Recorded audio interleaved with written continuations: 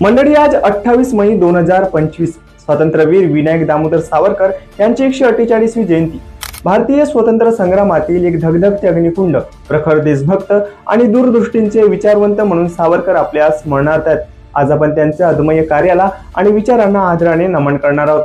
सर्वांना नमस्कार. मी मयूर सुरे. आपण पाहतात न्यूज डिजिटल चॅनल. मंडळी, नाशिक जिल्ह्यातील भगूर या ठिकाणी 1883 साली जन्मलेले विनायक सावरकर हे लहानपणापासूनच अत्यंत हुशार आणि खूप जिज्ञासू होते. त्यांच्या मनात पारतंत्र्याची सल आणि देशासाठी काहीतरी करण्याची तीव्र इच्छा होती.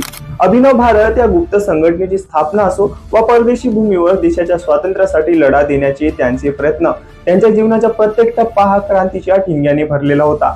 मंडळी, सावरकर हे एक अत्यंत प्रखर व्यक्तिमत्व होते, ज्यामुळे त्यांच्या कार्यांना आणि विचारांना विविध स्तरांवरून समर्थन आणि विरोध दोन्ही मिळाले.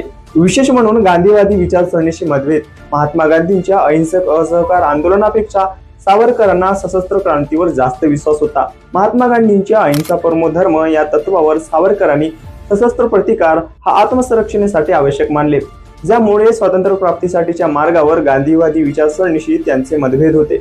मात्र दोघांचे अंतिम उद्देश हे देशाला स्वतंत्रता प्राप्त करून देणे हेच होते. भारताच्या फाळणी संदर्भातही सावरकरांचे काही विचार इतरांशी न जुळणारे होते.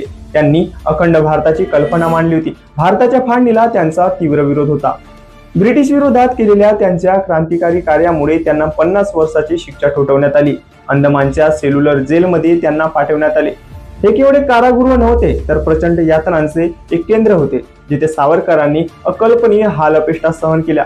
तरीही सावरकरांचे मनोधैर्य अजिबात डगमगले नाही. त्यांनी भिंतीवर खिड्यांनी कविता लिहिल्या, भारतीय इतिहासाचे लेखन केले आणि ज्ञान साधना सुरूच ठेवली. सावरकरांचे जीवन आणि विचार हे नेहमीच चर्चेचा विषय बनून राहिलेले आहेत. त्यांच्या त्यागाचा आणि कार्याचा विविध दृष्टिकोनातून विश्लेषण केले जाते, तरीही त्यांच्या प्रचंड त्यागाला आणि योगदानाला दुर्लक्षित करता येत नाही. मंडळी, स्वातंत्र्यवीर विनायक दामोदर सावरकर हे भारतीय इतिहासातील एक असे नाव आहे जे असंख्य वादळे आणि विचाराच्या मंथनातही अविचल उभे राहिले.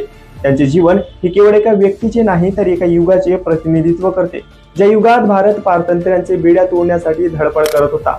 अंदमानच्या काळकोठडीतील तपस्या असो वा ब्रिटिश साम्राज्याला आव्हान देणारी त्यांची प्रखर क्रांती असो, त्यांनी आपले जीवन देशाच्या स्वातंत्र्यासाठी आणि सन्मानासाठी समर्पित केले. त्यांच्या जीवनाच्या आणि कार्याच्या अनेकांनी विविध दृष्टिकोनातून भाष्य केले, मतभेदही झाले, तर ही एक गोष्ट निर्विवाद आहे, आणि ती म्हणजे सावरकरांची राष्ट्राप्रती असलेली निस्वार्थ आणि उत्कृष्ट निष्ठा. त्यांनी पाहिलेले सामर्थ्यशाली, आत्मनिर्भर आणि एकसंघ भारताचे स्वप्न हे आजही आपल्याला प्रेरणा देते. स्वातंत्र्यवीर विनायक दामोदर सावरकर यांच्या स्मृतीस विनम्र अभिवादन. जय हिंद. मी मयूर सुरे.